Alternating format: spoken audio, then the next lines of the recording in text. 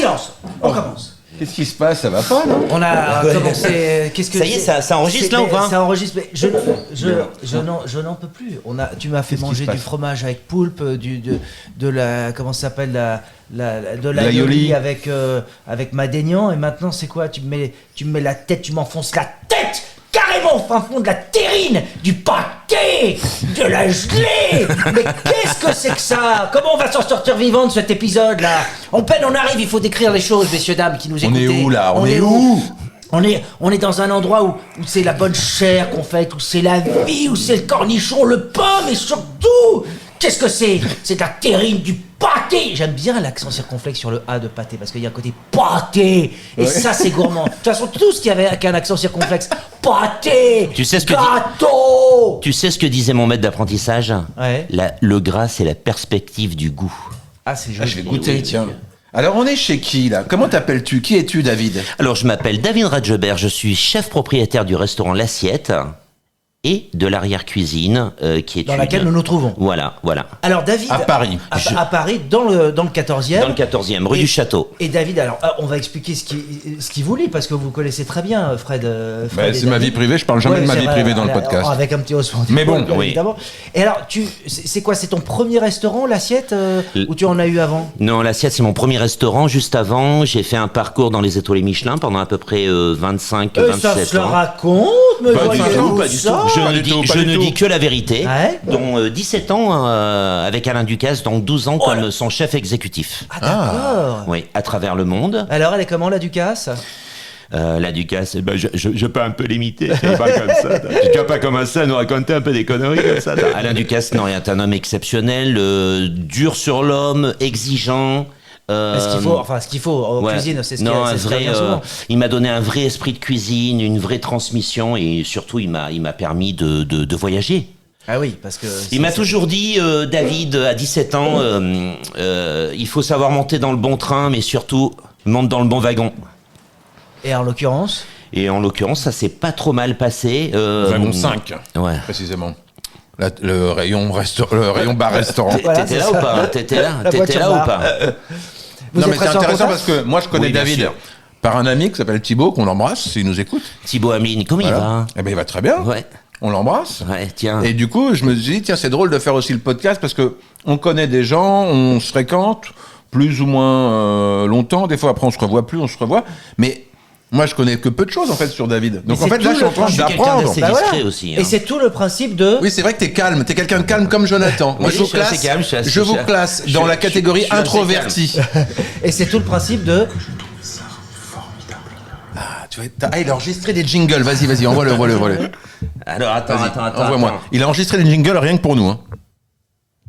Tenez, goûtez, c'est délicieux. Putain, on n'a même pas besoin de le faire. Yeah. Incroyable. Donc David nous a tout installé chez lui avec à manger, à boire, sa sono. boîte à jingle, Voilà. Ça veut dire qu'on sa a petite plus- enceinte. plus- Grâce besoin à de le faire. Julien Dayan, mon ami saxophoniste, Voilà.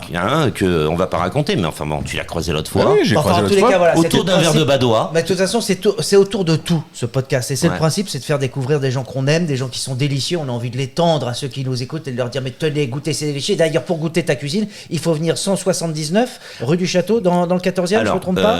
Plutôt pour goûter ma cuisine au 180 à l'assiette. 180 à l'assiette. Voilà. Alors, c'est un restaurant qui est quand même assez remontant un petit peu dans l'histoire parce que c'est un restaurant. Je goûte en même temps, hein, c'est délicieux. Allez-y, goûtez, les amis. Qui C'est a fait été pour ça. très connu fut un temps parce qu'il faut rappeler que ça a été ouvert, je pense, par Lulu, chef, Alors, qui était une femme. D'ailleurs, à l'époque, voilà. c'était l'une des rares femmes à s'imposer en cuisine, hein, parce que c'était quand même très masculin. On parle de ça, c'était dans les années fin 80, début En 90. fait, l'histoire de l'assiette, fin 19e, c'est deux générations, une famille de charcutiers, la famille Clos.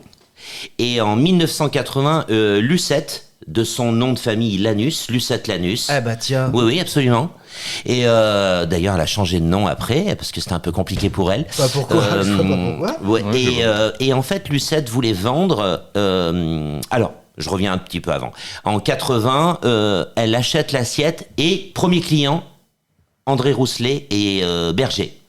Ah oui. Donc ça Donc, démarre pas trop Donc Canal+. mal. là, on parle de Canal+. Lulu. Là, on parle de Lulu. On D'accord. parle de Lulu, on est en 1980. Voilà. Rousselet et Berger emmènent toute la Mitterranderie. Ouais. Donc Mitterrand, jusqu'à Mitterrand, Mitterrand n'est pas encore président. Ouais. Et Mitterrand devient président et là ça devient l'égérie de la gauche caviar quoi. D'accord. Ouais. Et donc il y a tout Canal qui vient. D'ailleurs elle fait dans la grande famille, je crois. Elle est dans la grande famille, c'est ça à l'époque, Ouais, elle était c'est la présentée première. Elle a été remplacée par Coff derrière. Voilà, Ouais. Et là c'est t'imagines, le dollar est à 15 balles. Oui, il y a beaucoup d'Américains qui viennent parce que c'était très typique. Il y avait un côté bistrot, mais en même temps des produits très. Alors, le petit salé aux lentilles, c'était les grands classiques. C'était très canaille, elle fumait le cigare, le béret. Canaille, un peu comme moi, chic champêtre. Ouais. C'est chic champêtre. Absolument. Et en fait, pendant 25 ans, elle est là, elle cartonne. Enfin, ça marche bien. Puis à l'époque, il y avait un peu d'oseille quand même. C'était quelque chose. Et moi, je fais mon parcours et en fait, en 2008, je veux m'émanciper. Et je dis à Alain Ducasse, j'aimerais, parce que j'ai fait quand même pas mal d'ouvertures pour lui en Asie, en Amérique du Nord. Oui, t'as déjà fait. Alors ça veut dire quoi une ouverture? Ça veut dire que le chef te laisse les clés, il met un peu sur rail, on va dire, il décide de la cuisine, de la carte, du menu, et il te délègue les pleins pouvoirs. Ouais, en fait, c'est un peu plus complexe que ça. Eh ben justement, raconte, c'est l'occasion. Mais je t'explique. Tu dois les anges. Ah, c'est beau ça. Ouais. Et tu vois, mon jingle, c'est la voix de on qui? suce pas des feuilles. Ah, ici on suce pas On n'est pas là pour poser du carrelage. Ah, on n'est pas là pour poser du carrelage. Ah bah justement.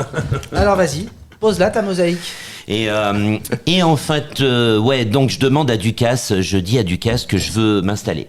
C'est un peu compliqué à l'époque parce que Ducasse a créé un pôle opérationnel avec 4-5 chefs. Voilà. Et alors, pôle opérationnel, c'est le. C'est-à-dire qu'il y a une structure. Quoi, c'est le. Alain Ducasse a des investisseurs il ouvre un restaurant et nous on s'occupe de toute la partie technique en fait. Et moi je m'occupais de la partie technique cuisine, donc je forme les chefs, je forme la brigade, on fait les fiches techniques, on fait l'identité culinaire du lieu. Et voilà. Donc c'était génial, je voyageais, je gagnais bien ma vie, c'était super, mais il me manquait quelque chose, 35 ans, j'ai envie de goûter aux joies de l'entrepreneuriat. J'aurais dû rester à ma place, mais non, on regrette rien. Non. Et donc, il me présente Lulu. Et donc, en 2008, je prends sa place. Voilà. D'accord. Je rachète le restaurant. Donc, elle a officié là-bas pendant 28 ans. Ouais, 26 ans, exactement. Et donc là, tu pars, tu te mets à ton compte. Je me mets à mon compte. Et puis ça, écoute... Alors, Mitterrand est mort, donc il vient plus. Mais est-ce que tu récupères un peu de sa clientèle? Ouais, mais elle était vieillissante. Ouais, on a surfé un petit peu sur sur cette clientèle, mais bon, qui était vieillissante. Mais Lulu a réussi quelque chose qui est assez formidable. C'est que toute cette belle clientèle qu'elle avait, ils venaient avec leurs enfants. Et moi, j'ai récupéré la deuxième génération. Voilà. Super. Et c'est important, la transmission. Bah, bien sûr. Alors, c'est quoi la spécialité, si tant est qu'il y en ait une espèce que, voilà, moi, je suis dans la canaillerie, je travaille les abats, je fais du cassoulet, je suis les saisons, chou farci, tête de veau. Là, en ce moment, plein de périodes de gibier. La truffe qui démarre. Donc, du faisan, des choses comme ça. La palombe, le lièvre à la royale, la tourte de canard colvert au foie gras, un peu de grousse, tout dépend. Et est-ce que t'as, alors sans prendre un virage total, on va dire vegan ou tu vois 2.0, mais est-ce que tu sens que même quand on est dans une cuisine de terroir, on a pris quand même un petit virage, on se dit tiens, c'est quand même pas mal de faire des trucs qu'avec des légumes. Bien sûr, j'adore les légumes. Ouais, non mais justement, est-ce que toi-même dans ton approche du métier est-ce que tu as changé un petit peu ton point de vue pour être un peu plus ouvert? On est obligé. Même si c'est pas ma cuisine, mais on était obligé de te mettre quand même. Oui, mais c'est pas ta cuisine, mais justement, est-ce que ça l'est devenu? Est-ce que c'est pas intéressant parfois de se faire, entre guillemets, violence et d'aller sortir de sa zone de confort, comme on dit? Ouais, mais après, chaque saison a ses produits. Donc là, en ce moment, on a le pané. Qu'est-ce que c'est Oui, mais t'es d'accord que le pané, par exemple, il y a 30 ans, les gens savaient même pas. Le salsifis, ouais, mais. On pensait que c'était le poisson pané. Mais moi, j'ai une technique de cuisson qui est différente. C'est-à-dire que moi, je cuis aucun légume à l'eau. J'ai appris ça chez Alain Ducasse, qui lui a appris chez Alain Chapelle. C'est-à-dire que nous, on fait des réductions à court mouillement. On démarre à l'huile d'olive, on fait juste saisir, il y a un choc thermique, on cuit avec un petit bouillon, un petit bouillon de légumes, je fais des extractions de jus. Attends, raconte, ça veut dire qu'on jette le légume dans la poêle qui est chauffée à... Je travaille dans des cocottes en fonte. Dis-le doucement, parce que là, il y a des gens, ils se disent, attends, je mets en arrière, là, je remets en arrière, je vais prendre des notes, parce que tout le monde est à fond. Ils ont qu'à venir manger. Ouais, mais bon... Donc, cocotte, on met un petit peu d'huile d'olive. Non, parce que ça a l'air très simple. Cocotte, huile d'olive, une petite gousse d'ail écrasée, comme ça, en chemise. Pam, tu vois. Ouais, tu tapes, une petite branche de thym. Ouais. Petite feuille de laurier ou de sarriette, ça dépend. Et ça dépend de ton humeur. Voilà, ça c'est David, t'as vu, ça y est, c'est un Voilà. poète. Et puis il a l'œil qui frise. Comment il parle. Voilà, et puis là, tu fais suer sans coloration. Suer, c'est beau. Suer, tu en fait le légume, tu vois, fais l'amour avec l'huile d'olive, tu vois, ça englobe, ça enrobe. Et là, tu viens déglacer avec un petit bouillon de poule. Si jamais t'as des végétariens, tu gardes, rien ne se jette, tout se transforme. On garde toutes les épluchures et on fait un bouillon de légumes. Qui va concentrer, tu vois. Je pourrais on peut passer la nuit, hein. Et donc là, on déglace, si tu veux. Parce que quand tu cuis à l'anglaise, le classique, c'est-à-dire à l'anglaise, dans la tradition, c'est une eau bouillante salée. Mais pour bloquer la chlorophylle du légume, la couleur et la cuisson, tu es obligé de le mettre dans de l'eau glacée. Mais un légume est composé de 80% d'eau. Donc tu rajoutes de l'eau à l'eau. À l'eau, d'accord. Donc là, on fixe. Et donc, on n'a pas besoin de refroidir le légume va cuire dans son propre jus de cuisson. Donc, t'as une concentration des saveurs qui est très importante. Mais ça veut dire que tu ne mets pas du tout d'eau ? On met t'as pas suivi. Non, il n'a pas écouté. Il était endormi. J'ai suivi, mais j'ai pas compris. Jonathan. Attendez, mais il faut que ce soit très clair, parce que moi je suis. Allez, vas-y. Ça mérite un jingle. Ça mérite un jingle. Ça mérite on le fait en live en attendant. Là, ça mérite, Oh, ça mitraille sec. Donc, excuse-moi, je reconnais. C'est bien de me mettre en place. Je reconnais, j'ai pas su. Donc, pourquoi t'écoutes pas le podcast ? À chaque podcast, j'ai remarqué que t'écoutais pas. Frédéric, il va falloir que je recommence à chaque fois comme ça. Ah, il t'appelle Frédéric. Ben oui, il m'appelle Frédéric. Et ça fait partie des 3 personnes. Il y a des gens aux impôts, des gens de la police quand tu es en arrestation, et David qui m'appelle Frédéric. Et j'aime bien. Allez, on recommence parce que t'as vu que le légume. On va prendre un je panier. prends le légume. Voilà. Je prends toutes les épluchures de chaque légume, d'accord ? Je mets à part. Ouais. Je les mouille à l'eau. Je les mouille, simplement. Je les mouille. Là, je fais une infusion des épluchures de légumes, ce qui va me donner un jus de légumes, un bouillon de légumes. D'accord, donc infusion, on est bien d'accord que je jette donc ces épluchures de légumes dans l'eau si j'en fais une infusion. Voilà. Calme-toi par contre. Hein. Ouais. Et là, je mets de côté. Ouais. Et quand je travaille le légume, par exemple, on parle du pané, d'accord ? Je prends ma cocotte en fonte. Je mets une petite goutte d'huile d'olive, une petite gousse d'ail éclatée, une petite branche de laurier. Voilà. Là, je vais mettre mon pané et je vais l'enrober, d'accord ? Sans coloration. Et là, je vais mettre un petit pochon de bouillon de légumes qui va faire pshhh. Quand on dit un petit pochon, c'est une cuillère à soupe, par exemple ? Un déglaçage. Non, un petit pochon, c'est-à-dire une petite louche, on va dire 3 centilitres. D'accord, ok. Et donc, ça va cuire à hauteur, et le légume va cuire dans son propre jus. Dans son propre jus. Voilà. Et là, tu as vraiment le goût du légume. D'accord. C'est-à-dire que plutôt que de le faire... Et chaque saison a ses légumes. Donc, pour résumer, plutôt que de le faire bouillir dans l'eau, on le fait bouillir dans l'infusion de lui-même. Voilà. D'une certaine Très bien. manière. Non, Alors, je dirais pas bouillir. Je dirais frémissement. David, raconte, qui est venu te voir un jour ici ? En 2013, j'ai décidé d'ouvrir ma société de conseil. De partir un petit peu, enfin voilà, j'ai ouvert l'arrière-cuisine parce que je fais à l'international, je fais des cartes, je fais des événements, je travaille pas mal avec, on fait des événements que j'organise avec Miss Smila. D'accord. Voilà. Et on s'amuse, on mélange musique, non mais voilà, parce que tu t'es complètement élargi dans tout ce que t'aimes faire, c'est ça que je voulais dire. Voilà, exactement. Et ce que j'ai envie, c'est de me marrer surtout. Bah voilà, comme nous un peu. Ouais, c'est même important. si là on est très sérieux. Bah, j'ai la bouche pleine, donc je suis heureux. Hein. Et oui, le poivre, du coup. J'ai rencontré donc ça a été Keisuke Misoguchi, ça a été mon sous-chef. Et à un moment donné, je l'ai senti prêt, donc je lui ai laissé ma place au fourneau, à l'assiette, bien sûr. Je regarde tout, je valide tout. Mais là, je suis vraiment dans la transmission, c'est important. Bah oui. Et le but après, c'est de continuer à faire que des événements et puis à voyager aussi, à s'amuser, à prendre du plaisir. Oui, parce que tu connais beaucoup de gens à travers le monde où tu viens faire des événements aussi, où tu viens cuisiner à l'autre bout du monde. Oui, alors ça peut être des événements comme ceux dont je disais précédemment, ça peut être aussi du conseil. Voilà, ouais. Voilà. Conseils pour des restaurants. Voilà, des conseils pour les restaurants où je vais. Il y a des gens, tu sais, aujourd'hui qui achètent des restaurants et qui pensent aussi que c'est facile de gérer un restaurant. C'est pas facile. Mais du reste, c'est un métier qui a explosé, ça, le conseil, les chefs qui. C'est vrai que j'ai l'impression que ça n'existait pas, ça, il y a 30-40 ans aussi. Ouais, ça existait un petit peu. Toi, quand t'as commencé, ça après, il y a conseil et conseil. Hein. Ouais. Il faut savoir maîtriser les coûts, il faut faire des ratios, il faut faire des fiches techniques. Le but aussi, c'est de leur montrer, de leur trouver une identité culinaire. Ça veut dire qu'un type une nana qui veut ouvrir un restaurant et qui tâtonne parce que peut-être il n'a pas encore suffisamment d'expérience, il peut faire appel à toi. Il te contacte sur Instagram. Il me contacte sur Instagram ou par email. Voilà. Comme c'est important. Ouais, absolument. Et puis, ben là, je parle avec la personne. Il faut que je sente un peu les vibrations. Et puis, par exemple, là, je m'occupe d'un restaurant en Bretagne. C'est un jeune couple très sympa, mais qui n'était pas du tout du métier. Ils ont acheté un restaurant, mais ils savaient pas trop, donc je leur ai dit on va acheter locavore, on va aller voir les paysans, les agriculteurs, bien sûr. Et je leur ai fait ils étaient au bord de la mer et puis ils achetaient pas le poisson, tu sais, chez le pêcheur, quoi. Hein ? D'accord. Voilà. Oui, c'est normal quand tu démarres et que tu connais pas, mais tu as envie de transmettre et de partager des émotions avec les gens, mais tu connais pas forcément l'envers du décor. Ce qui est très spécial dans la cuisine, si tu veux, c'est qu'aujourd'hui, pour ouvrir un salon de coiffure, il faut que tu aies un diplôme. Tu peux être coiffeur, tu peux pas être coiffeur. En cuisine, en restauration, n'importe qui peut ouvrir un restaurant. Et les gens pensent que c'est facile. Et même l'appellation chef, tu peux t'auto-appeler chef même si t'as pas de formation ? Bah, il y en a qui le font, mais tu deviens pas chef comme ça. Ouais. La cuisine, c'est très hiérarchisé, c'est-à-dire que tu démarres déjà avant d'être un bon chef, faut que tu sois un bon ouvrier. Ouais. C'est pour ça qu'on parle de brigade. Il y a quand même. Voilà, tu démarres, t'es apprenti. Ouais. Après, t'es premier, deuxième, troisième, premier commis, demi-chef de partie, chef de partie. Comme au casino, quoi. Troisième sous-chef, deuxième sous-chef. Ouais. Là, je parle des grosses brigades. C'est génial.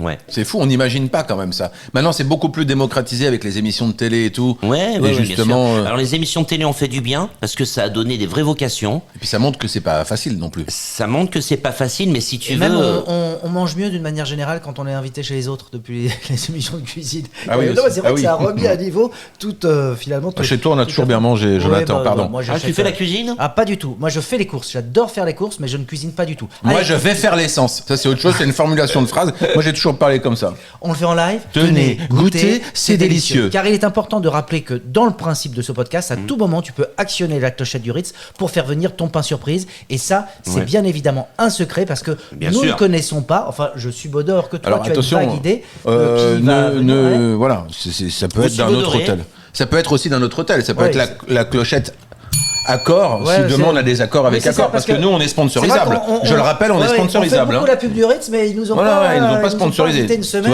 dans la suite. Donc voilà, tout ça pour rappeler que quand tu le souhaites, tu actionneras cette sonnette qui fera donc intervenir ton pain surprise. L'invité de l'invité. Une femme, et qui nous permettra peut-être de connaître un petit peu d'eau. L'invité de l'invité. Oui, je veux bien un peu d'eau, David. Et un petit peu d'eau. C'est très décousu, dire autre chose. C'est la joie. Tu me laisses. La joie. Attends, t'as crié combien de fois ? C'est vrai. Allez, on en était où Moi, je vous dis que Monsieur Lambert est sur une pente ascendante surprise en ce moment. Enfin bref. Non, David, t'allais dire quelque chose sur les émissions de télé de cuisine. Ouais. Dans oui, voilà. Si tu veux, non, c'est super. Ça donne des vraies vocations, ça a donné à des jeunes. Mais par contre, ça montre pas l'envers du décor. C'est-à-dire que tu peux être un très bon cuisinier, mais si t'es pas un bon gestionnaire, c'est très compliqué. Nous, donc Loïc qui est l'organisateur de tout ça au niveau technique, hein, notre technicien, le chef un peu de la technique. Ouais. T'as vu tu te régales avec David ? Moi, je suis content d'être venu. Et tu vois, ça fait plaisir parce que nous, on est des vrais, on travaille en équipe, on est partageurs. Il n'est pas derrière une vitre avec un sandwich de merde. Il vient goûter. Ce qui fait que l'équilibre. Tout est fait maison. Vous avez vu sa petite terrine de campagne. C'est très bon. Hein. Et ce qui fait que nous, justement, on arrive à joindre les deux bouts sur, on va dire, le terme financier, c'est qu'on est tous payés en terrine. Donc, pour l'instant, on est payés en terrine. Il n'y a pas d'autre intérêt. Moi, je suis auvergnat. C'était la base. Les Bougnats de Paris, on montait à Paris. C'était comme ça. On montait à Paris, on était dans un foyer, on travaillait, on apprenait notre métier, et c'était dans la tradition. Petite parenthèse, tu sais, il y avait souvent marqué charbon. Oui, les Bougnats de Paris. Ils sont arrivés, café, charbon, porteur d'eau. Et tu sais pourquoi ? J'ai appris cette légende parce qu'ils venaient souvent d'Auvergne, alors par voie fluviale, avec des sortes de radeaux, et une fois arrivés à Paris, ils vendaient le bois. Je ne sais pas si c'est vrai ou pas. Par voie fluviale. Oui, je sais pas. D'où par voie fluviale? Je sais pas. On pourra couper ça. Si tu viens de Vichy, par exemple. Tu vas me le couper, Loïc, parce que là, l'audience vient de baisser d'un coup avec Vichy, cette remarque. Vichy, c'est pas l'Auvergne. Je croyais qu'il allait nous sortir Vichy, une c'est pas l'Auvergne, info. c'est l'Allier. L'Allier, c'est l'Auvergne. Au quand même. moment où David commençait, ça y est, à s'exprimer, à nous raconter un truc important, tu plombes le podcast pour ramener à toi. J'engage toutes celles et ceux qui nous écoutent à rebondir sur ce que je viens de dire. Alors, Non, mais je sais pas par voie fluviale, je sais pas pour. Parlons d'Aurillac. Aurillac, il y a bien une rivière qui passe par Aurillac. Bah oui, non, mais nous, c'est une. Oui, bien sûr qu'il y a des. Il y a plein de choses. Je sais Bon, pas j'ai peut-être dit une connerie si dans ma vie, une fois, c'est le cas. Le problème, c'est que c'est pas une fois. C'est ça. Ah ouais, non, mais là, c'est vrai que. 6 mois que tu dis de la merde. Là, c'est vrai. C'est trop. Voilà, il est bien celui-là. Ah ouais. Vas-y. Trop, c'est trop. Tenez, goûtez, c'est délicieux. Donc, reprenons un peu. On parlait des Auvergnats, les Bougnats. Donc, tu es arrivé de Paris. Tu étais Tu viens d'où d'ailleurs? Tenez, goûtez, c'est délicieux. Ah, il est bien. Hein. Alors, tu viens d'où, toi? De Clermont-Ferrand, c'est ça? Moi, je viens de Clermont-Ferrand. Donc, tu arrives à Paris, t'as quel âge? J'arrive à Paris, j'ai à peu près 17h30. J'ai pas encore 18 ans, ouais. D'accord. Et tu dors dans un foyer, comme c'est souvent le cas? Je dors dans un foyer des jeunes Auvergnats. C'est ça, hein? Oui. Ah, génial. C'est fou cette communauté quand même, c'est des génial. Auvergnats qui montaient à Paris, qui étaient très vite placés dans des maisons. Raconte-nous comment ça se passe. C'est-à-dire que tu allais dans chaque ville, il y avait une sorte de chambre qui représentait les Auvergnats à Paris. Comment ça se passait? Surtout à Paris, en fait. Surtout à Paris, il y avait les. Donc, en fait, la première génération, c'était les Bougnats, qui ont fait, café, charbon, porteur d'eau. Eux ont acheté, ils ont énormément travaillé, première génération. Et ça, on est carrément dans les années 20. Oui, absolument. Et eux ont acheté, mais je te raconte un peu l'étymologie, un peu le départ. Ça t'intéresse ou pas? Oui. Mais c'est pour ça que je te lance sur ce sujet, parce que c'est l'histoire. Ben voilà. Et eux, ils ont acheté des fonds de commerce, ils ont fait de l'argent. La deuxième génération, donc ça a été des brasseries. Et là, les jeunes Auvergnats sont montés, donc soit garçons de café, soit cuisiniers. Et c'est vrai qu'il y avait pas mal de foyers où ils louaient des studios et là on venait apprendre notre métier. Malheureusement, ça n'existe plus maintenant. Ah ouais, ces foyers, tout ça, ça a disparu. Eh ben, t'as bien vu, toutes les brasseries sont revendues parce qu'en fait la troisième génération sont restés sur les gamins sont nés à Paris. Ils sont rentiers à 30-35 balais, ils ont hérité de 4-5 brasseries. Qu'est-ce qu'ils font? Ils vendent aux Chinois. D'accord, donc il y a plus tout ce cheminement qu'il y avait avant. On perd un peu la tradition et ça c'est malheureusement c'est compliqué. Ça existe encore mais de moins en moins. Et c'est il y a plus de foyers par exemple. Ça n'existe plus. Oh, doit y en avoir encore. Parce qu'il y a le journal L'Auvergnat de Paris qui existe. Parce que l'avantage, c'est vrai, t'as raison, mais l'avantage, c'est que tu naissais dans un village n'importe où en Auvergne, t'étais sûr, entre guillemets, de trouver du taf si tu montais à la capitale. Absolument. Ce qui est, soit tu travaillais en région, certainement plus dans le milieu agricole, tout ça, mais si t'avais envie de monter à la capitale, t'étais sûr d'avoir du taf, et ça, c'était quand même extraordinaire. Sûr. Mais même encore, si tu veux. Ouais. Même encore. Donc toi, alors en ce qui te concerne, t'as 17 ans et demi, tu montes à Paris. Moi, j'ai eu la chance d'avoir un super maître d'apprentissage, Bernard Andrieux, que j'embrasse, qui m'a appris tous les rudiments, tout vraiment les bases de la cuisine traditionnelle. Et il m'avait dit, moi je suis né dans un quartier assez modeste, et en fait pour moi c'était la liberté, quoi. C'était une chance pour moi de pouvoir partir. Et en fait, il m'a placé dans un restaurant dans le 17e arrondissement, qui s'appelait le Manor de Paris, et qui était tenu, les patrons étaient Denise Fabre, la fameuse pécrine. Ah, bien sûr. Magnifique. Rue Pierre de Moore. Exactement. Ah oui, c'était en face de Comédie. Voilà, rue Pierre de Moore, avec Francis Vendéenne. Ouais, bien sûr. Et c'était un gastro, il avait genre une étoile. Il y avait une étoile. Et ils prennent comme consultant culinaire Alain Ducasse. D'accord, dis donc. Et en fait, voilà l'aventure. C'était en quelle année, ça? Là, on est en 90. D'accord. Voilà.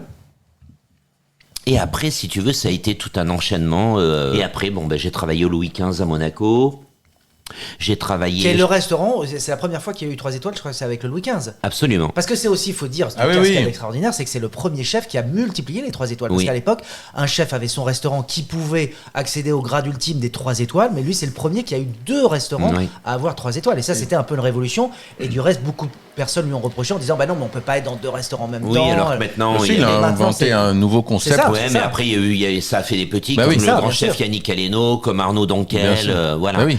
Et en fait, Alain Ducasse, après, a remplacé Joël Robuchon, C'est vrai. Dans le 16e arrondissement. Avenue en Poincaré. Absolument. Où j'ai fait partie de l'équipe d'ouverture. Donc moi, j'ai travaillé pour l'Inde du Casse, mais ça a été scindé en plusieurs fois. J'ai travaillé aussi au Ritz, j'ai travaillé aux Trois Marches à Versailles. J'ai fait mon armée comme chef d'un ministre dans le rue de Varennes. Ça, c'était génial. Quel ministère? C'était Pascal Clément. Paix à son âme, Pascal Clément. Okay. On lui tirait ses cigares, on fumait les cigares dans le salon et tout. Ah, c'était génial. C'est marrant. Parce que moi, c'était bonheur. Hein. Moi, j'ai eu une seule expérience de commis de cuisine dans le sud où j'ai fait mes études. Et c'est vrai que Nice. voilà, j'ai fait les études là-bas. Et le patron du resto pizzeria m'a mis en commis de cuisine quand j'ai décidé d'arrêter la fac pour bosser. Ouais. Et c'est vrai qu'on était content quand il y avait une bouteille qui arrivait et que c'était pas fini. Bah c'était tu bois un petit coup, c'est sympa, c'est samedi soir, tu vois. Puis, ah bah ouais, j'imagine. C'est tout. Ah bah nous on s'est régalé. C'était très simple, mais c'était tellement. Ah ouais. Nous on mangeait, on faisait le midi, il se régalait. En fait, c'était un deal, si tu veux, entre le gouvernement et on prenait, quand on avait fait des belles maisons, pour faire l'armée, ils nous prenaient, on faisait le service militaire chez eux. Donc c'était intéressant, on avait une petite solde, mais on n'avait pas crapahuté. Ah, c'est-à-dire que c'était dans le cadre du service militaire que tu servais le ministre. Je servais le ministre, toi. Et je m'occupais de faire à manger à tout le ministère. Donc c'était sympa. Toi, t'as fait ton service militaire ?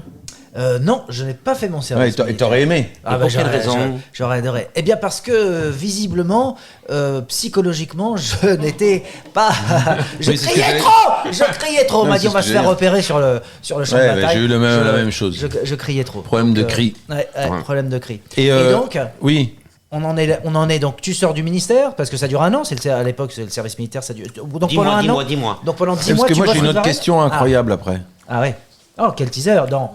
Tenez, goûtez, c'est délicieux. Ça d'ailleurs, est-ce que tu as reçu des acteurs qui t'ont fait rêver dans ton restaurant ? Absolument. Est-ce que tu as des réalisateurs aussi. J'ai Léa Seydoux qui vient souvent chez moi. Vous voulez des noms ? Bah oui. On n'est pas obligé, on n'est pas obligé. Le name dropping, c'est toujours. Vous savez pourquoi les acteurs viennent chez moi ? Pourquoi ? Parce qu'on les embête pas, on les dérange pas. Ah, ça c'est intéressant. Alors on ne donne pas leur nom. On les laisse tranquilles. Voilà. On les t'enlèveras le nom, Loïc. On les sert comme si c'était des gens lambda. Ouais. Parce qu'ils aiment pas et moi je sens les choses. Bien sûr. Je vais les voir ou je vais pas les. Ils adorent. On les met dans un coin, on les sert. Oui. Il y a aussi des joueurs de foot, il y a des comédiens, des chanteurs. Ah, le foot. D'ailleurs, ça c'est une de tes grandes passions. J'adore le football. J'adore. Oh là là, surtout le Paris Saint-Germain. C'était ma question. T'as vu comme il a switché ? T'as vu ? Ah, j'adore le foot. C'était ma question parce que David, quand je l'ai connu, a fait énormément rire avec ça. Je ne connaissais pas sa passion pour le PSG. Depuis que je suis tout petit, j'adore. Et là, on est sur un vrai fan. Alors comment on est Je suis tatoué, hein. Tu sais, j'ai le bulldog là. Ah ouais. Et en fait, je suis tombé amoureux du Parc des Princes, de cette ambiance là. Paris est G, et tous ensemble on chantera.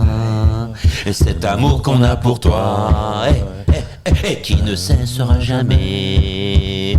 Après tant d'années et de galères et de combats, oh, pour toi Paris est G. On va se casser la voix. Wow. Oh, oh, oh, oh, hey. Do, ré, mi, fa, sol, ré, do. Do, ré, mi, fa, sol, ré, do. Voilà quoi. Bah écoute, là j'ai l'impression d'être dans une secte, tu vois. Pour moi c'est fou, hein. Non mais c'est surtout. Non mais moi j'aime l'ambiance, l'effervescence, l'odeur des saucisses, les saucisses, les merguez. Bah si c'était toi qui les faisais, je pense que je les aimerais, mais reconnais que. Non mais achète pas les saucisses autour du stade. Voilà, on est d'accord. Mais moi j'adore, j'ai ça quand j'étais petit, tu vois, on allait au stade avec mais mon père. Ce qui est beau dans le football, c'est que chacun supporte son équipe et que ça ramène des gens. Oui, mais moi j'aime même Jonathan, tu sais ce qui est beau dans le football ? Ouais. C'est que, et dans le sport d'équipe en général, c'est que même Jonathan, qui ne connaît rien au foot et qui n'aime pas spécialement le foot du tout, il aime quoi, Jonathan ? Il est capable d'amener son fils ou ses fils voir un match. C'est vrai. Bah non, donc il y a très peu de gens qui font ça alors qu'ils aiment pas, ils en ont rien à foutre du foot. Parce que j'aimerais aimer. Mais tu me dis qu'est-ce qu'il aime, Jonathan ? Bah j'aime ta terrine. Voilà. J'aime ta terrine. Voilà. Bah, d'ailleurs, on l'a terminé. Donc, et j'ai une petite surprise derrière.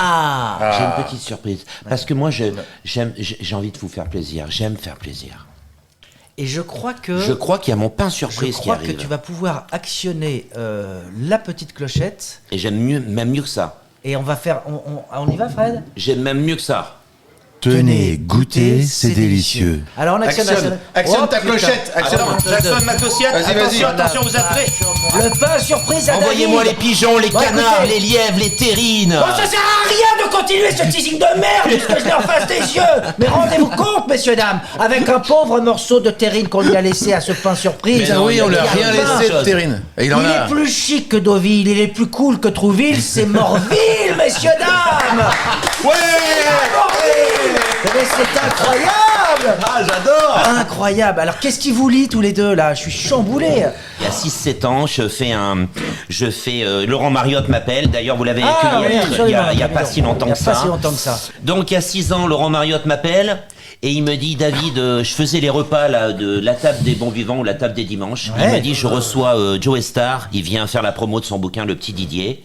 Et il dit, est-ce que tu peux venir faire J'avais fait la semaine d'avant, j'avais fait Arnaud Ducret.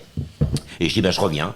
Et je lui ai fait une petite poitrine de cochon caramélisée avec des petites pommes de terre comme ça. Oh nom de Dieu, ce qu'il Ah avait ouais, avec pas un fait. petit Mais jus en court plus, là. Je me souviens exactement de ce qu'il a fait. Non, mais Ah, il est Et toi, tu incroyable. t'en souviens? je me souviens de lui surtout. Non, mais je me souviens de lui parce que c'était la première fois. Et qu'en fait, on était là. Donc, mais l'émission était super intéressante. Je me rappelle, il y avait un journaliste qui était là, qui avait fait toute une rubrique Emmanuel juste Ribin. sur les sauces à travers le temps, tout ça. Et monsieur cuisinait à côté. Il avait une araignée, donc un petit micro. Ça. Et je l'entendais sortir des punchlines. Tu sais, je regardais Mario, je me dis, mais qu'est-ce qu'il raconte l'autre? Tac. Et puis voilà, j'ai découvert David comme ça, et je suis tombé amoureux de lui, je peux le dire. D'un amour voilà. hétérosexuel, mais, Ouais. mais fort. Oui. Fort. Et, Hétéro-curieux, comme tu le dis si bien. Moi, Ah j'ai dit non, j'ai souvent- pas dit crypto-gay. J'ai dit hétérosexuel. Attention, entendons-nous. On a un pote qui avait dit ça. Il dit, ouais, non, mais moi, je suis hétéro-curieux. Il dit, bah non, c'est pas grave, t'es gay, c'est pas grave, on s'en fout, on t'aimera toujours. Ouais, non, c'est pas vrai. Bon, il a jamais voulu dire, mais bon, c'est pas grave.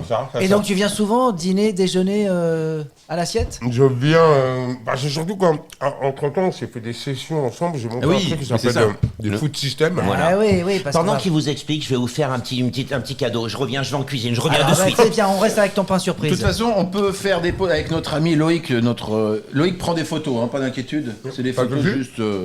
D'ailleurs, on Pour reçoit valider. qui aujourd'hui? Le dieu du rhum, le chanteur, l'homme à lunettes, Didier, André, Henri. Le couteau suisse. Ah, voilà. On va l'appeler Mais le c'est couteau vrai suisse. Putain. qu'aujourd'hui, tu assumes tout ça, comédien, comment on pourrait dire Entertainer. entertainer, ouais, c'est ça. Disons, non, j'ai envie de dire, je m'amuse, je découvre ma fibre artistique un peu tous les jours. Et puis surtout, je sais pas, l'idée c'est qu'on sorte de nos zones de confort Bah oui. aussi, quoi. Ouais. Donc on me propose, il y a des doudingues qui me proposent des choses que je ne pensais pas savoir faire ou pas faire de ma vie aussi. Et puis j'aime bien dire oui. Parce que voilà. Mais t'as quand même m'emmène eu dans un... des endroits. Ouais, qui te... Ouais, oh là Que là. je garderai. Hein, pour Ah moi. ouais, Voilà. Dodeline, Mais je pense que c'est vrai que Enfin, j'ai l'impression que nous, parce qu'on se connaît, on est de la même génération quand même, et que on est dans... Plus on grandit, moi j'appelle ça comme ça, plus on grandit, plus on s'ouvre à des choses, ce qu'on aime c'est la création, l'ouverture des choses, je sais pas, le découvrir toujours, En toujours tous les cas, s'amuser C'est quoi. découvrir, je crois déjà aussi. En tous les cas, je se sais- découvrir et découvrir. Voilà, Il y a exactement. un rapport très charnel à la cuisine que tu entretiens, Didier, parce que Ouais. vous vous retrouvez sur un tournage ensemble. C'est normal, c'est hein. quelqu'un Mais qui faut pas fracasse, faire du bruit, le monsieur ouais, là-bas. il fracasse la tête de quelqu'un sur le Parce que je comptoir. suis en train de préparer une petite brouillade d'œufs aux truffes. Et comme Didier a faim, je vais lui mettre une petite triade de jarret de cochon au foie gras. Que demande le peuple? Voilà, regardez. Comme Merci. ça, hop, vous servez. Merci, chef. Et c'est J'arrive. exactement la cuisine que t'aimes, toi. C'est vrai que t'aimes bien la cuisine canaille parce qu'on s'était retrouvés, on avait tourné ensemble dans le film de Frédéric Becbédé L'amour dure qui 3 s'appelle ans. Ah oui, La c'est mort dure vrai. 3 ans. Et on s'était retrouvés le Bah, on premier était au Pays soir. Basque, quoi. Exactement. Et simplement. je le voyais dévorer tous ces plats hyper typiques, très ancrés dans le terroir. Et je dois dire que j'étais assez surpris parce que je t'imaginais plus attiré vers une cuisine un peu, on va dire, urbaine. Exotique, tu veux dire, tu dis ça à, Non. cause, à la forme de ma tête, Non, c'est ça? justement, tout le contraire. J'allais dire un truc très urbain, très.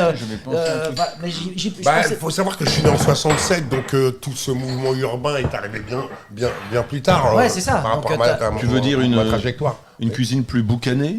Ouais, voilà. Jonathan, c'est ça.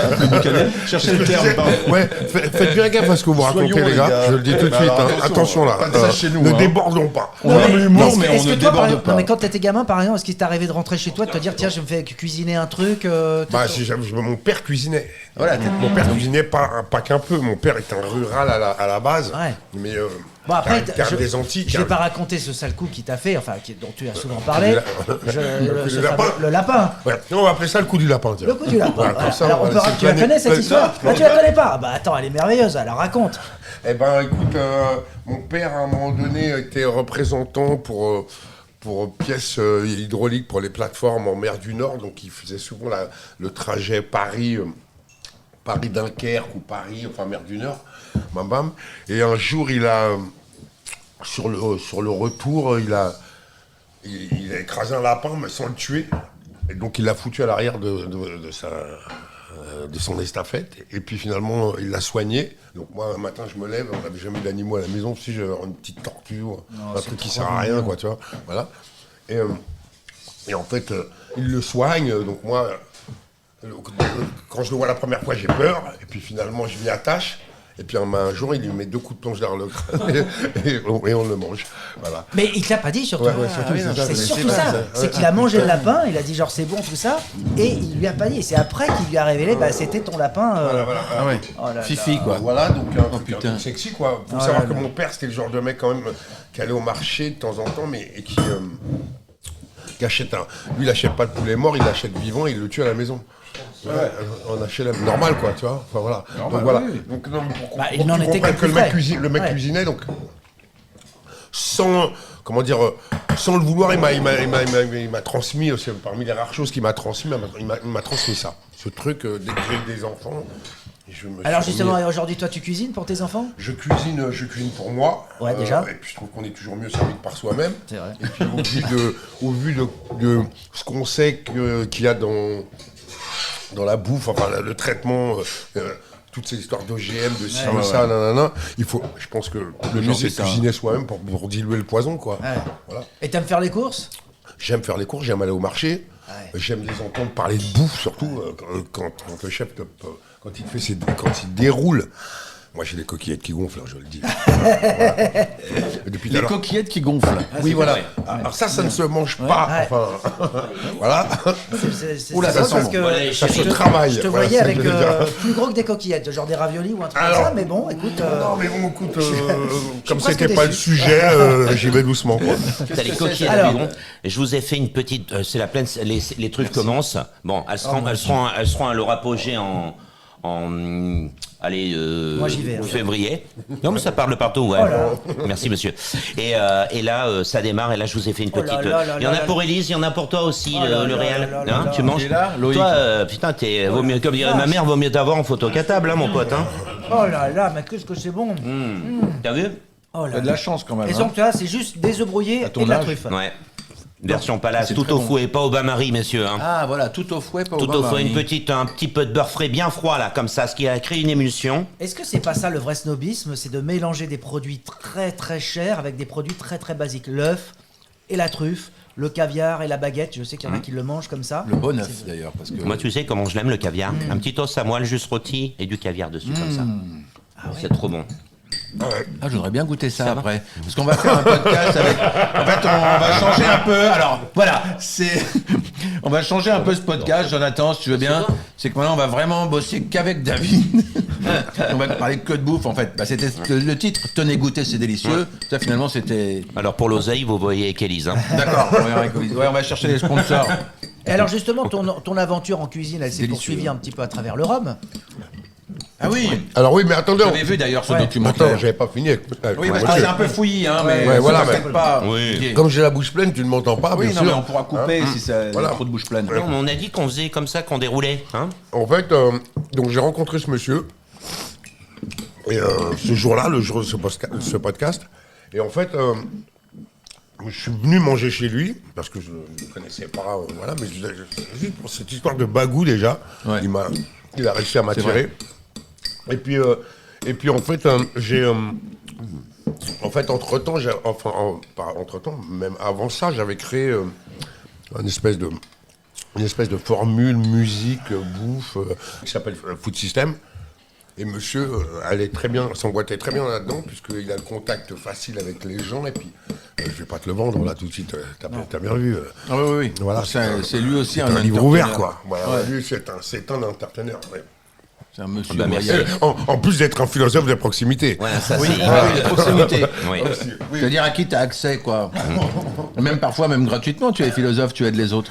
David. J'essaye, écoute, c'est peut-être ma mission sur Terre, hein, Oui, c'est vrai. Quelle est notre mission sur Terre? de faire du bon, Ah non, c'est important parce que là, vous avez d'autres événements ensemble d'ailleurs ou pas? Ça se monte en chemin. Ça se monte en chemin. Ça se monte, hein. Parce qu'en plus, moi, je suis en train de... Pardon. Mais non, mais comme on dit, tant que c'est pas signé, il n'y a rien de fait. Exactement. Attends, là, en même temps. Ouais. Non, mais comme je disais, moi, je suis en train de monter une association. Enfin, il y a une association qui se monte que je parraine, qui s'appelle Graille. Enfin, c'est encore dans les tuyaux. Ah, c'est un joli nom. Ouais, Voilà. j'adore. Ah, ça serait le bon nom d'un restaurant, c'est un graille. Graille, en fait, c'est une action citoyenne pour reconnecter les gens avec le vivant, c'est-à-dire apprendre les saisons. Moi, on a fait dans mes food systems aussi. Parfois, on a fait des masterclass aussi. On arrive à cranter les gamins et leurs parents. Tu sais, j'arrive à un segment où en fait la génération qui m'écoutait a des enfants, donc ils se déplacent. Ah oui. Ouais. Donc, Avec. tu vois, on fait. Ils se déplacent avec. Et comment ça se passe? On s'inscrit pour assister à des... Exactement. Ouais. Exactement. Donc c'est l'idée, on a plusieurs modèles en fait, et on a remarqué que les gamins font pas la différence entre une courgette et un concombre, tac, et puis surtout que, en fait, quand tu leur montres, quand tu leur racontes tout ça, les saisons, les machins, en fait, ils crantent l'idée, quoi, justement, de se nourrir. Ils trouvent le côté ludique, quoi, en fait. Ouais. Et on peut emmener les parents dans cette histoire-là, et puis surtout raconter aux parents, aux gens de ma génération, que... Oui, qu'on achète pas de tarte aux fraises, par exemple, au mois de janvier. Bravo. Ouais, c'est déjà ça, et que la santé, c'est notre plus gros capital, et que... C'est le premier médicament, la bouffe. Déjà, et vrai, que hein. le temps que tu perds à scroller pour t'acheter des baskets ou rester dans ta salle de bain à te maquiller, en fait, il y a mieux à faire, en fait. Ouais. Voilà. Et puis surtout, pour moi, c'est une action citoyenne, en fait, à la base. Voilà.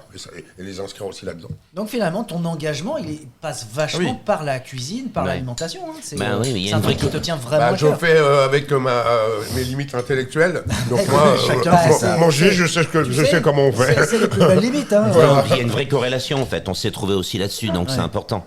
L'échange, la transmission. Et donc, juste pour revenir, ça se passe comment? C'est-à-dire que t'as combien de personnes qui sont... Il y a plusieurs intervenants aussi, j'imagine. Le dernier que j'ai fait avec des masterclass, c'était à la mairie du 9e arrondissement. D'accord. Et donc c'est ouvert au public Et donc, c'était ouvert au public et on avait convoqué avec...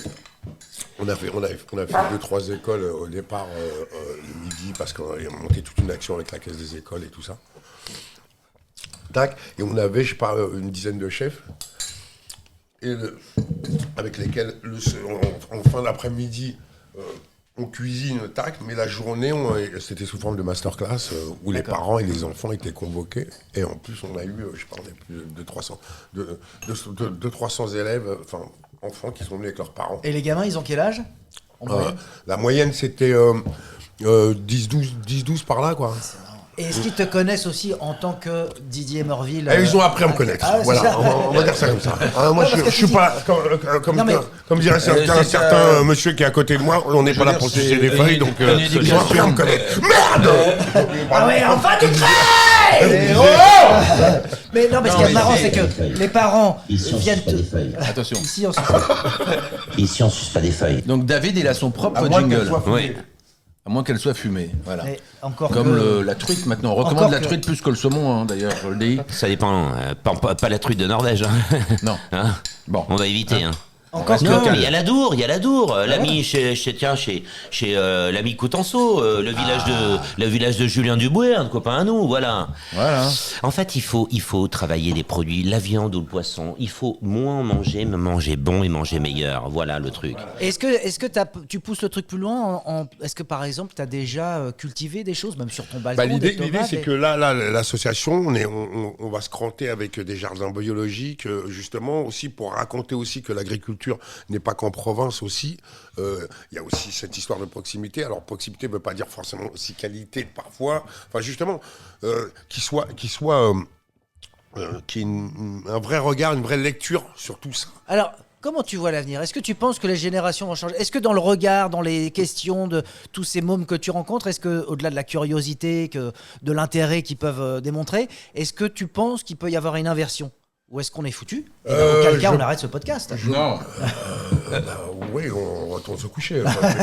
Non, je pense qu'il peut y avoir une inversion. Après, nous, on est ma génération à moi, là, les X, en fait, on a le devoir aujourd'hui de ne pas rester les bras ballants, en fait, justement, parce qu'on leur a laissé entre le nuage de Tchernobyl, le machin, le ci, le ça, tout ce modèle d'agriculture aussi, ainsi de suite. L'agneau de Nouvelle-Zélande. Voilà, exactement. On se doit d'être réactif, en fait, voilà, surtout au niveau de nos enfin, moi, je parle de mes fils, je sais que... J'ai entendu un de mes fils dire dernièrement, bon, il est majeur aujourd'hui, je ne dirais pas lequel parce qu'ils sont deux majeurs, il y en a un qui est sportif professionnel, voilà, mais qui disait, non, moi quand on me propose un truc, je vais vers la qualité où je pose la question de savoir ce que c'est. Ah ouais, déjà, ça y est, il est sensibilisé. C'est une première démarche, bien sûr. Plutôt que de prendre comme ça ou suivre le groupe. Tout le monde voit ça, donc je fais pareil, enfin voilà. Donc essayer d'en faire des vraies individualités au niveau de la pensée, quoi, déjà, quoi, voilà. Réagir par soi-même. Pas des individualistes. Non. Voilà. C'est donc ta vraie voix, Didier. Tu veux du sirop? Non, tu parles vraiment comme... Moi, je suis fasciné. Je trouve qu'il a toujours bien parlé, ce jeune homme. Non, mais c'est surtout cette voix, la charnelle. Non, mais c'est surtout que je suis en pleine récupération parce que je me suis mis une touffe avant-hier et que j'ai encore de la barbe dans la gorge. C'est ça que je voulais savoir. Dans la gorge, c'est magnifique. La barbe dans la gorge, c'est magnifique. Ah oui, j'avais très peu sur le visage, moi, j'ai tout dans la gorge. Moi, j'aimerais bien avoir une voix comme ça. Non, mais je trouve que tu arrives toujours à expliquer les choses de manière claire, en fait. C'est mon côté commis garagiste, ça. C'est vrai, c'est toujours clair et en même temps, c'est drôle. Mais ça nous interpelle. Moi, je sais pas bien expliquer les choses. Je sais faire des blagues à des moments, mais je sais pas bien expliquer. Lui, il arrive à synthétiser. Et toi aussi, David. Et les muscles. Monsieur est un muscle. Moi, ce que j'aime chez Didier, c'est sa grande sensibilité. Bon, moi, je me casse, c'est ça qu'on commence comme ça. Eh ben, tu sais quoi, avant de partir, parce que... J'ai écrit un poème. Vos amis, J'ai une amie violoniste. Viens, Karine. Est-ce que vous avez cette petite brouillade de Ah oui, c'est très bon. Première truffe de l'année, ça appelle une très belle saison, les amis. Bon, chers amis, je pense que nous sommes arrivés au terme de ce remplissage de gosier. Pour ma part, de toute façon, mais ça veut dire quoi en fait, tout ce qu'on s'est dit là, parce que nous, ça n'a ni queue ni tête, et heureusement, rien n'est préparé, et heureusement, c'est les rencontres, c'est un moment, un instant T avec des gens. Moi, je suis ravi. Mais ce qui est assez intéressant, c'est que, en fait, moi, je relève, là, je m'improvise un peu le mec de la fin, qui dit que, en fait, chacun doit attirer vers lui et les autres de la fantaisie, c'est ça? Et du bien-être. Écoute, on doit tous délivrer du positif. Est-ce que c'est ça? C'est ça. Non mais on doit tous faire notre part de boulot. N'attendons pas des autres, faisons-le nous-mêmes et apportons de la joie, de la bonne humeur et je sais pas, de l'instruction et nous-mêmes soyons surpris. J'ai envie de me mettre nu quand tu parles comme ça. Putain, j'ai réussi à finir une phrase. On revient beaucoup à la nudité. Mais est-ce que c'est ça? C'est ça.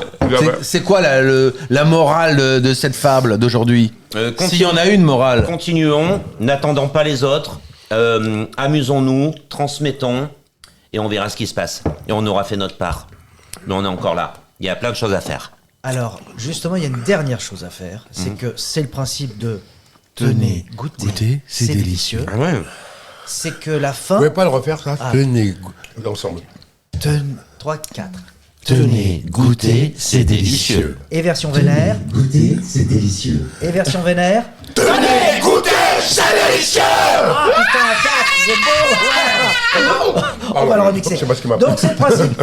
C'est vous qui terminez le podcast. Nous on s'en va, on veut pas savoir ce que vous allez dire, on le découvrira à la réécoute. Vous avez 1 minute pour dire ce que vous voulez sur vous, sur nous, sur le local, sur l'agneau Nouvelle-Zélande, sur le lapin de l'enfance de Didier. Mais on l'a déjà sur dit. les truffes. Non, vous dites ce que vous voulez à la fin, n'importe quoi. Quel est le prix d'un ticket de métro? Exactement. On doit se cacher là-bas. Voilà, nous on veut pas l'entendre, on sort même dans la fin. Allez, bonne fin de podcast, messieurs. Tu sais que moi à l'époque j'imitais Didier de loin avec ma voix, mais j'ai pas la voix comme lui.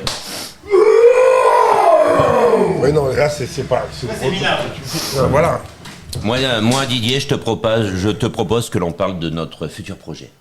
Notre futur projet. Ah ouais. D'ailleurs, j'y pense pas mal en plus. Et plus je t'entends, et plus ça me motive en fait. Ouais, cette idée de faire quelque chose de très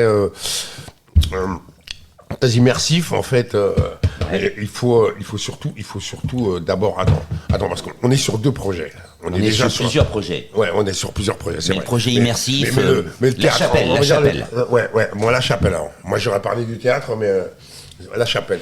La chapelle, c'est en chemin. Juste, il faut qu'on pense. Il y a ce qu'on va servir, le déroulé qui va être fait par rapport à ça. Mm-hmm. Et si on peut avoir à 2-3 endroits un texte bien alambiqué justement sur la nourriture ou sur la nourriture en fait, tu vois, quelque chose un texte d'Ali Bab, d'Antonin Carême, de vieux cuisiniers, pourquoi pas. Il y a même Hemingway qui avait fait des choses pas mal aussi, par exemple, entre autres. Enfin voilà. Donc il y a tout un petit travail d'archives, que ce soit pas non plus trop long.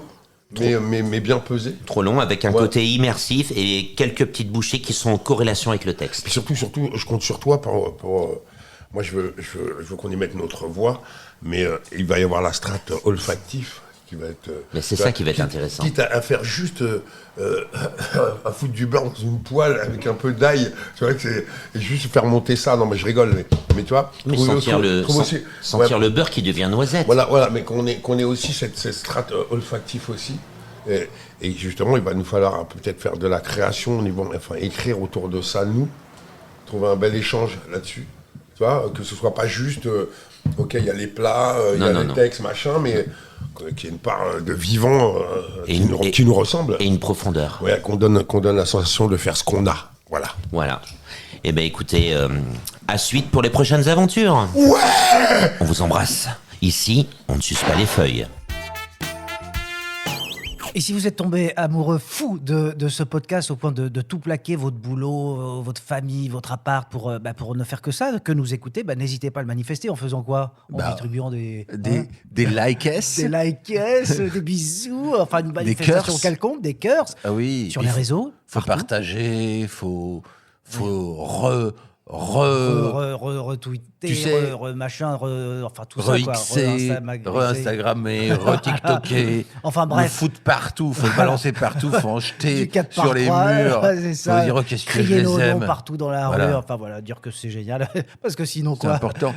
Sinon l'algorithme ne marche pas. Il faut que ça se diffuse, Jonathan. Un bel FDP. Donc partagez. Tenez, goûtez, c'est délicieux.